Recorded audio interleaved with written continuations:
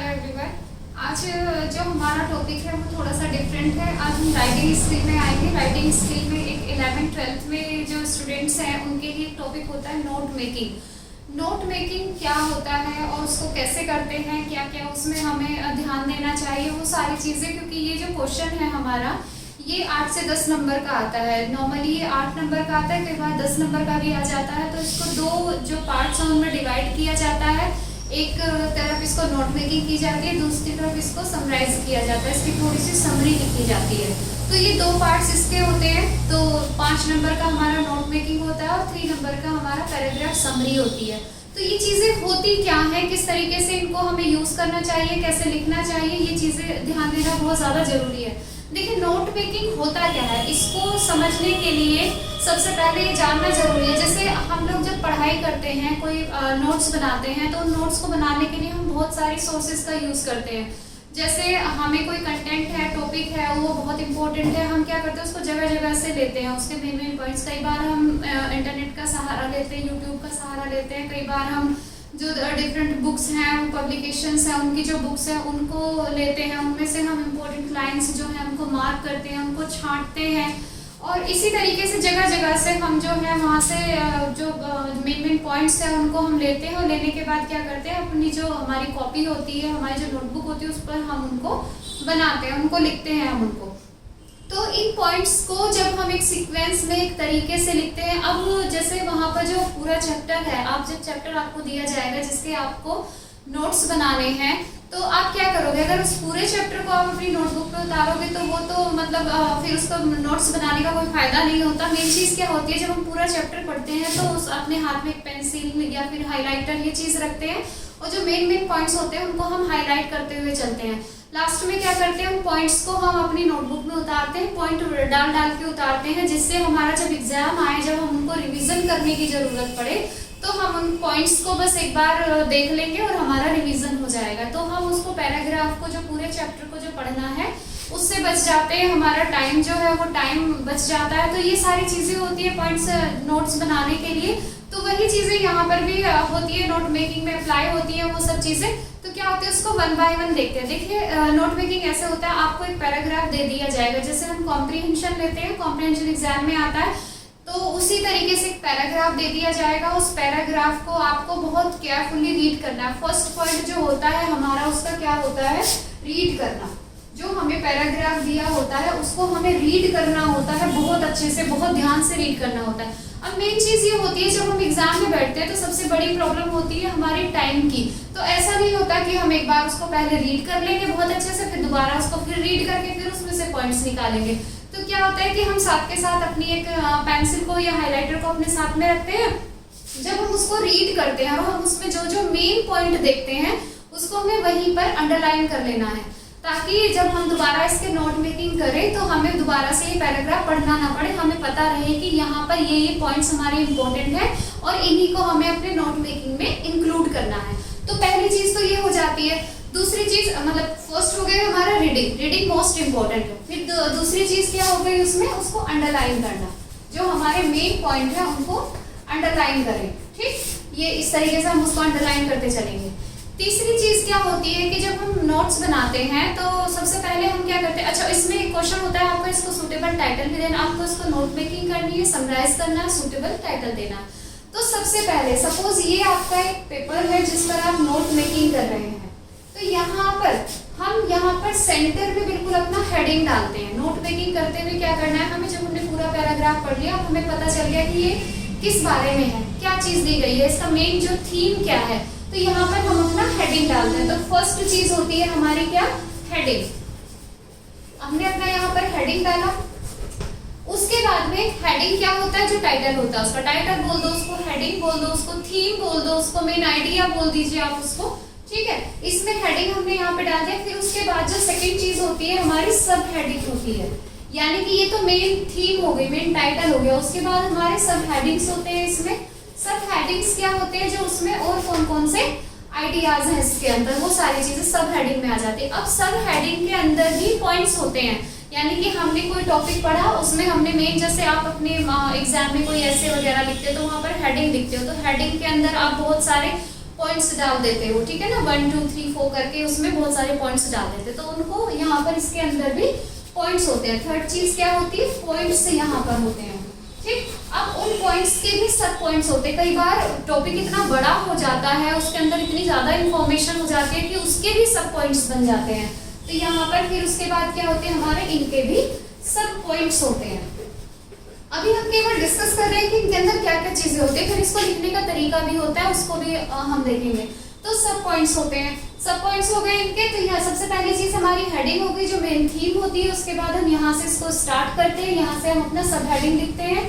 सब हेडिंग के अंदर हमारे पॉइंट्स भी होते हैं, पॉइंट्स के अंदर भी हमारे सब पॉइंट्स होते हैं। ये चीज हो गई। अब ये सारी चीजें होने के बाद में अब मेन चीज क्या आती है कि इसमें जो लिखने का तरीका है, इसमें हम फ्रेजेस का यूज करते हैं, हम इसमें कंप्लीट सेंटेंस का यूज नहीं करते, ठीक है। जैसे हमें अपने नोट्स बना रहे हैं, तो नोट्स बनाने में हमें पूरे सेंटेंसेस नहीं लिखने होते हैं, केवल उनकी मेन फ्रेज लिखनी होती है। जब पूरे सेंटेंस नहीं लिखेंगे तो हमें क्या करना है, हमें इसमें वर्ब को और प्रीपोजिशन को ओमिट करना है। ना तो हम इसमें वर्ब लिखते हैं, ना हम इसमें प्रीपोजिशन लिखते हैं, क्योंकि वर्ब और प्रीपोजिशन लिख दिया तो आपका सेंटेंस कंप्लीट हो जाएगा।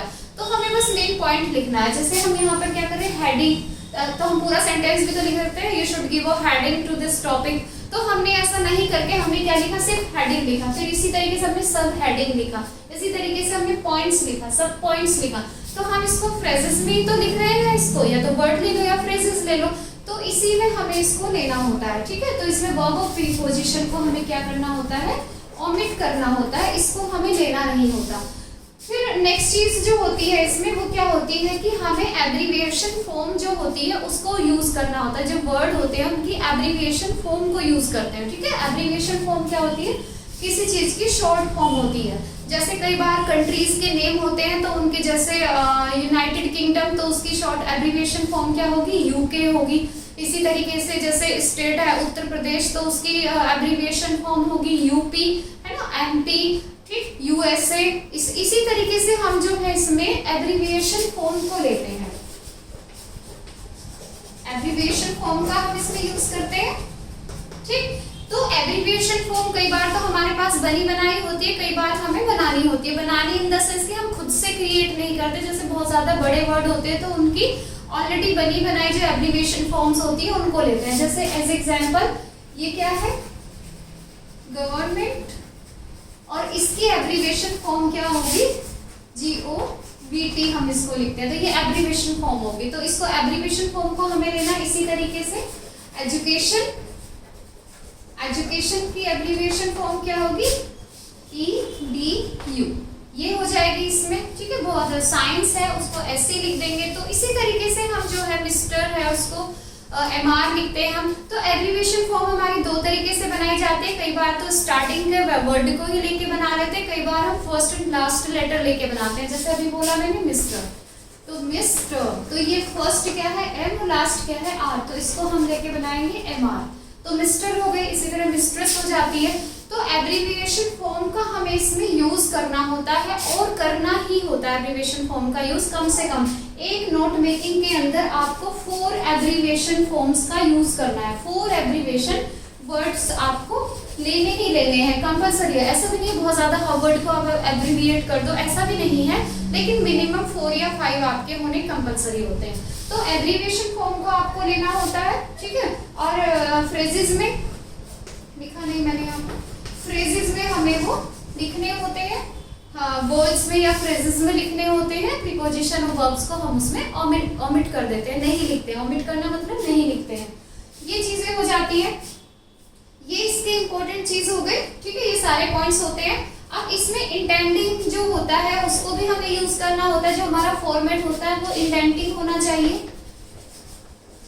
अब ये इंडेंटिंग फॉर्मेट क्या होता है, इसको हमें यूज करना है। इस इंडेंटिंग फॉर्मेट के भी हमें मार्क्स मिलते हैं, ठीक है। तो इंडेंटिंग फॉर्मेट होता क्या है, ये आप देख लीजिए। जैसे हमारा एक पॉइंट आया, हमने यहाँ पे सपोज इस तरीके से मैं आपको यहाँ पे बता रही हूँ। जैसे ये हमारा, हमने यहाँ हेडिंग लिख दिया, सेंटर में हमने अपना हेडिंग लिखा, और इस हेडिंग के बाद में अब हमें अपना सब हेडिंग लिखना है। ये हमारा पेपर है, ठीक, हमें अपना सब हेडिंग लिखना है, तो यहाँ से हमने डाला अपना 1 पॉइंट, जो भी हमारा सब हेडिंग होगा उसको हमने यहाँ पर डाल दिया।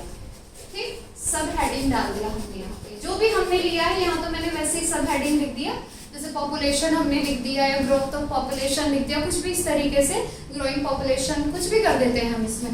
तो यहाँ पे हमने अपना सब हेडिंग डाल दिया। अब सपोज इसके अंदर हमारे बहुत सारे पॉइंट्स हैं, इन सब हेडिंग्स में भी हमारे जैसे ग्रोथ ऑफ पॉपुलेशन के अंदर हम बहुत सारी चीजें डाल सकते हैं कि उनसे होने वाले जो जो कॉजेज हैं किस तरीके से हमारे लिए नुकसान दे रही है, तो बहुत सारे सब पॉइंट्स बना सकते हैं, हमने पॉइंट्स बना सकते हैं, पॉइंट्स के अंदर सब पॉइंट्स बना सकते हैं। ठीक है, तो यहाँ पर इसके अंदर अगर हम पॉइंट्स बना रहे हैं, इसका सब हेडिंग के अंदर भी हमारे पास पॉइंट है, तो हम क्या करेंगे, इसको लेंगे यहाँ पे। अब इंडेंटिंग सीक्वेंस क्या होता है, स्टेयर वाला होता है, इसको हम इंडेंट बोलते हैं। ये वाला जो हमारा ये फॉर्मेट जो होता है इसको हम इंडेंट बोलते हैं। इसका क्या मतलब होता है कि हमने यहाँ से अपना पॉइंट स्टार्ट किया, यहाँ से किया। अब इसके अंदर अगर हमें कुछ लिखना है तो हमें स्पेस दे के लिखना है, मार्जिन दे के लिखना है। उसके अंदर अगर हमें कुछ लिखना है तो वो भी हमें मार्जिन दे के लिखना है। जैसे देखते हैं सब हेडिंग, सपोज इसके अंदर एक पॉइंट है, अब ये 1 तो ये हो गया। अब हम यहाँ पे इसके अंदर अगर पॉइंट है तो हम 1 तो नहीं लिखेंगे, 1 नहीं लिखेंगे, कंफ्यूजिंग हो जाएगा। तो हम क्या करेंगे, यहाँ पर अंदर की तरफ मार्जिन दे के लिखेंगे 1 का 1।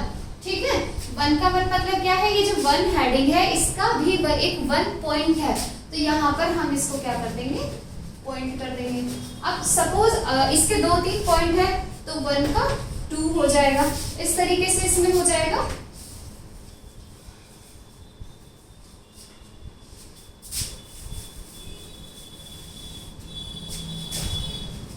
ठीक, तो ये भी इसका पॉइंट है तो ये हो जाएगा। ठीक, अब सपोज इसके 2 ही पॉइंट है, अब एक और पॉइंट है दूसरे वाला, इस पॉइंट के भी सब पॉइंट है, मतलब ये वाला जो पॉइंट है इसके अंदर भी थोड़ा इसका जो मैटर है वो ज्यादा बड़ा हो गया है, उसके अंदर भी हमें पॉइंट्स लिखने हैं। तो फिर हम इंडेंट को फॉलो करेंगे, फिर हम इसको यहाँ पे लेके आएंगे, गैप देंगे, हम मार्जिन देंगे। तो ये क्या है, 1 का 2 है, तो ये जो 2 पॉइंट है, 1 का 2 पॉइंट है, इसका भी 1 है। ठीक, 1 का 2 पॉइंट है, इसका भी 1 है ये। ठीक है, यहाँ पे इसका 1 आ गया अभी यहाँ पे, तो यहाँ पर हम इसको सब पॉइंट्स को लिखेंगे इस तरीके से, सब पॉइंट्स को हम इसमें लिखेंगे। ठीक, तो यहाँ पे इसका फिर एक और है, तो 1 के 2 का फिर 2 एक और हमारे पास आ गया, 1 के 2 का एक और पॉइंट हमारे पास है, तो ये यहाँ पर आ गया।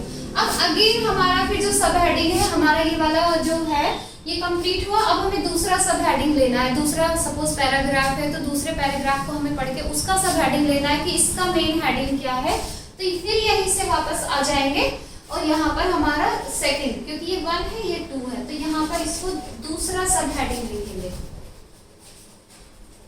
ये दूसरा सब हेडिंग हमने लिखा, इसके अंदर भी अगर पॉइंट है तो 2 का 1, 2 का 2, 2 का 3, इस तरीके से हम इन पॉइंट्स को, और अगर इनके अंदर भी पॉइंट्स होंगे तो फिर इस तरीके से हम उसको सब पॉइंट्स में लिख देंगे। यानी ये क्या फॉर्मेट हुआ, ये वाला फॉर्मेट हुआ, ये हो गया ना, इंडेंट को फॉलो कर रहा है। इस तरीके से ये हमारा पैटर्न हो जाता है। तो इस पैटर्न को हमें फॉलो करना होता है, इस पैटर्न के भी हमें 5 मिलते हैं, ये चीज हो जाती है। ठीक है, तो ये तो हुआ इसका ये। अब आगे देखते हैं इसको,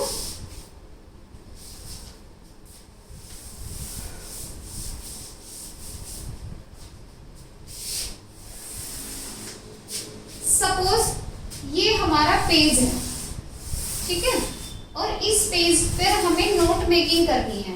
और हाँ, क्वेश्चन क्या आता है, नोट मेकिंग एंड समराइज दोनों करना है हमें, क्योंकि डिवाइड होता है, दोनों एक दूसरे से कनेक्टेड होते हैं।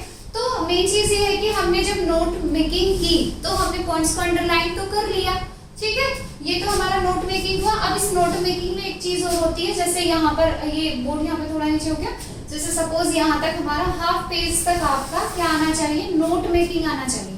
हाफ पेज पर नोट मेकिंग आ गया और फिर हाफ पेज पर आपका क्या आ गया, क्या बोलते हैं उसको, समराइज आ गया। हाफ पेज या फिर फुल पेज पर आपका नोट मेकिंग आ गया और नेक्स्ट पेज पर हाफ तक आपका क्या आ गया, समराइज आ गया, उसको समरी आ गई उसकी।